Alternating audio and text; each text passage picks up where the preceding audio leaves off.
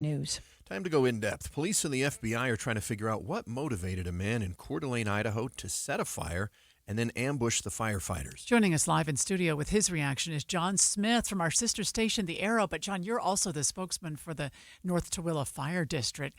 What in the world? How do firefighters react to this? Well, obviously, we are shocked, and our hearts go out to our firefighting brothers and sisters in Coeur d'Alene and the state of Idaho.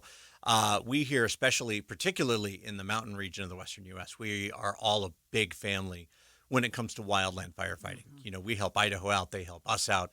We all help other states out here in the West. So a lot of these guys we have worked with in various deployments and in various capacities over the years. So we're all feeling this one. This one's a tough one. Yeah. That's a good reminder. You know, you guys do go assist as soon if a wildfire gets too big. All the other states send people up. Yeah, and it's very likely that at some point, you know, firefighters from Utah could end up in Idaho and vice versa. So, you know, when we hear about this in a neighboring state, you know, we pay attention, and it's a very scary situation. Are you aware of anything like this ever happening before? On a wildland fire, I don't know that I have.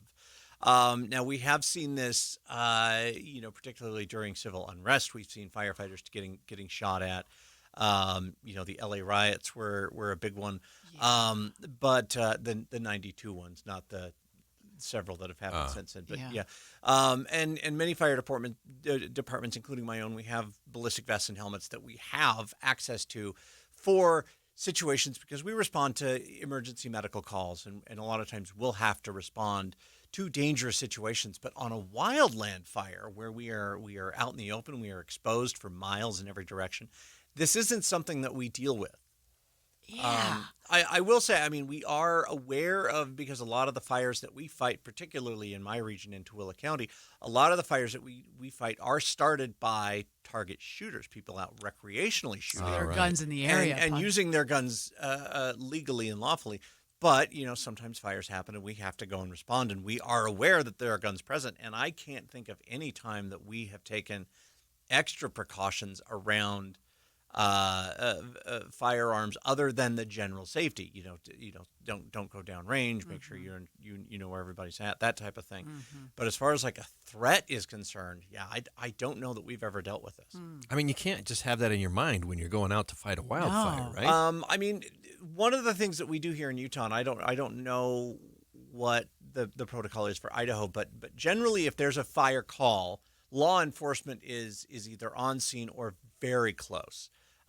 You know, in our case, we always have a Tooele County Sheriff's deputy responding for various things, whether it be traffic control, crowd control, a lot of times just to assist in getting us to where the fires are at. Yeah. But, you know, they're not always available to go out into the West Desert, or in this case up to the mountainous regions of northern Idaho. It's a very tricky, sticky situation. John, we are keeping you and your brothers and sisters in arms in our hearts, and we'll follow the story with your help. Thank you so much. Thank you, yeah. John Smith from The Arrow, and also the spokesman for the North Tooele Fire District, on the In-Depth at 15 and 45.